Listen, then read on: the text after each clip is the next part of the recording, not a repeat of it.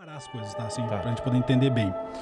Existe uma coisa chamada língua portuguesa padrão, que é a parte técnica, que é a parte do estudo da língua, certo? E existe uma coisa social, que existe a nossa linguagem social, né? E aí, quando eu falo de linguagem social, a gente vai entrar nos grupos sociais. Então, por exemplo, se você faz parte de um grupo dos boleiros, tem uma linguagem própria dos boleiros, que é a linguagem falada entre eles ali, termos que eles usam. Assim acontece também com a galera que é do pagode, do surf, né? Os grupos sociais todos têm sua própria maneira de se comunicar, beleza. Então, duas coisas separadas. E existe isso que é a linguagem falada, né, entre a galera, e existe o estudo da língua, que é a norma padrão. Quando eu falo estudo da língua norma padrão, eu tô falando da linguística. E aí tem muita gente que esquece que a língua é uma ciência. A língua é uma ciência. Sendo ciência, existem pessoas que estudam a língua. O que quer dizer que ela é uma ciência? Ela é uma ciência, assim como a biologia é uma ciência, a química é uma ciência, a física é uma ciência. Entendi. Tá?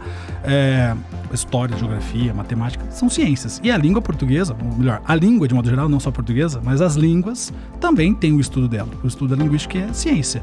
E esse estudo é baseado em comprovações de anos e aquilo que acontece hoje. Né? A gente tem a língua de hoje formada por uma estrutura de anos, né? Então, se eu falar da construção da língua portuguesa, a língua portuguesa nasceu lá na região da Lácio, na Itália. Tinha o latim vulgar, o latim nobre, o culto. O vulgar é que o povo falava. O vulgar é que o povo falava na meio região. Errado. Isso, que era uma linguagem mais solta, mais coloquial. Livre. Coloquial. Tá. E eu tinha o latim culto, que era dos nobres, né? A galera que tinha acesso ao estudo. O que aconteceu com a expansão do Império Romano? Agora vem a aula de história. A expansão do Império Romano, todos os soldados, né, que iam conquistando os espaços, eles faziam parte dos plebeus e falavam o latim vulgar. Esse latim vulgar foi chegando às regiões que foram sendo conquistadas. Então, cada vez que Roma conquistava uma região, tinha que deixar um pouco de soldado lá.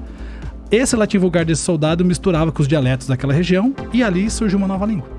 Assim foi acontecendo até chegar na região de Portugal e Espanha ali, que é a região ibérica, e surgiu uma coisa chamada galego-português, que foi logo no sul da França ali, certo? Que foi primeiro momento de uma língua.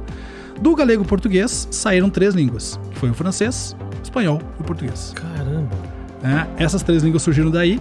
E aí, obviamente, né, depois o Império Romano foi perdendo força e tal, os soldados voltaram, mas a língua ficou. E essa língua lá de Portugal, né, de sei lá de quantos mil anos atrás, que veio depois de muito tempo para cá, e chegando no Brasil, lá com toda aquela história a gente já sabe, né, de Pedro Álvares Cabral, juntou com o Guarani, do índio que estava aqui, depois, né, não vou chamar de excursões, mas um momento de escravidão que trouxe os escravos da África para cá, escravizou os africanos e trouxe para cá, misturou também com os dialetos africanos.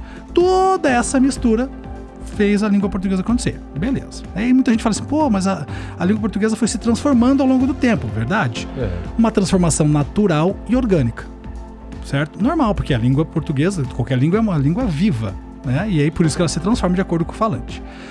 E quando chega nos tempos de hoje, as pessoas falam assim, então é por isso que agora vai mudar para isso. Não, calma. Uma coisa é a transformação orgânica da língua, natural.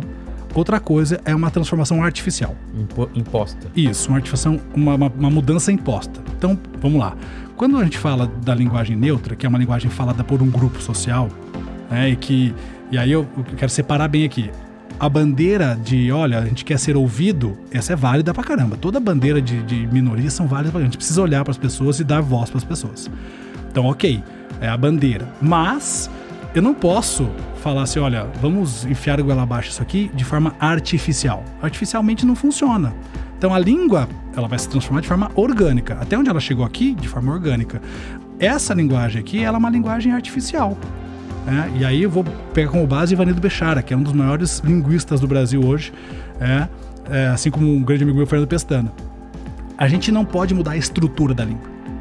Pensa num prédio. Se eu tirar as estruturas do prédio, o prédio é ruim. O prédio não fica em pé. E a língua também é assim, ela tem uma estrutura. Essa estrutura é a gramática, é a norma padrão, vamos dizer assim. Aquilo que nós temos até aqui, que foi essa construção que eu contei agora nessa historinha toda. E isso não tem como tirar os pilares agora e colocar um outro tijolo aqui que apareceu agora. Não tem como, isso não dá pra acontecer. Então, assim, eu preciso entender o estudo da língua, eu preciso entender de língua portuguesa para poder falar sobre língua portuguesa. Eu, como estudioso da língua, eu posso falar de língua portuguesa. Mas se eu não conheço a língua, eu não posso falar. Então tem que tomar muito cuidado com isso, sabe? Eu acho que linguagem artificial não cabe aqui. Mas daqui 100 anos isso vai acontecer? Se for de forma natural, sim. Mas se for de forma artificial, não. Então hoje, eu vou fazer a prova de vestibular do Enem. Beleza, fazer a prova de vestibular do Enem. Vou escrever lá com a linguagem neutra, porque eu quero escrever assim devido ao meu grupo social e tudo mais. Cara, desculpa, mas prova de vestibular é norma padrão. Mas eu vou entrar na justiça. Desculpa, é norma padrão. Por que não é padrão? Porque todo mundo do Brasil inteiro precisa ser padronizado para que todo mundo entenda. Para que funcione como uma identidade de um povo. Então, não é querendo enfiar a goela abaixo, assim, né? Não, calma. Porque, por exemplo, vou entrar no outro ponto aqui. Geografia, né? Quando surgiu o terraplanismo? Terraplanismo, na geografia a gente sabe que não é verdade. É falta de estudo, falta de conhecimento. Antivacina, na biologia, também é falta de estudo, falta de conhecimento. Me parece muito disso, sabe? E aí é a questão também que se politizou tudo. E quando se politiza a ciência, dá ruim. Não dá pra politizar a ciência. E a língua portuguesa é uma ciência, então não dá pra gente politizar também. Então, assim, as bandeiras são importantes, a gente precisa escutar todo mundo, dar voz para todo mundo. Eu valorizo todo mundo, acho que é importante isso, mas dentro da língua portuguesa não cabe essa realidade da linguagem neutra hoje, porque a norma padrão é a que vale. E se a língua mudar, ela vai mudar de acordo com a norma padrão, num processo natural. Mas peraí, mas a língua portuguesa é machista, tal. Não é. Não é. Por quê? Como eu contei a historinha lá de trás, né? Sim. Nasceu lá no latim. O latim tinha o gênero neutro, masculino e feminino. Com essa história toda que eu contei da construção da língua, o gênero neutro em língua portuguesa foi absorvido pelo masculino, ou seja, virou uma coisa só.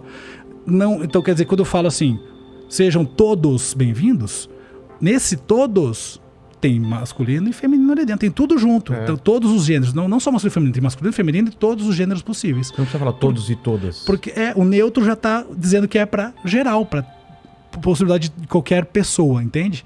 Então, assim, quando a gente fala sobre isso, eu até, assim, queria entender mais qual é a dor das pessoas quando as pessoas falam sobre isso. Precisa mudar.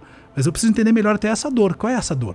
Essa dor eu preciso entender, mas a gente não pode pegar essa dor e querer fazer isso que só pela língua vai ser suprido. Porque a dor de uma bandeira de uma minoria, infelizmente a língua não vai sanar. É outra coisa que vai sanar. Entende? É o que eu falo. É uma guerra outro tipo de política social. Não é para ser lutada agora, tem outras batalhas muito mais importantes. Exato. De gente que é discriminada, que está morrendo por causa de raça, por causa de... É isso. Então, assim, acho que precisa mudar um outro tipo de cabeça, um outro tipo de postura social em relação a isso. Não é esse tipo de batalha que tem que ser feita. A batalha é outra. A batalha é muito mais profunda em relação a isso. Com certeza.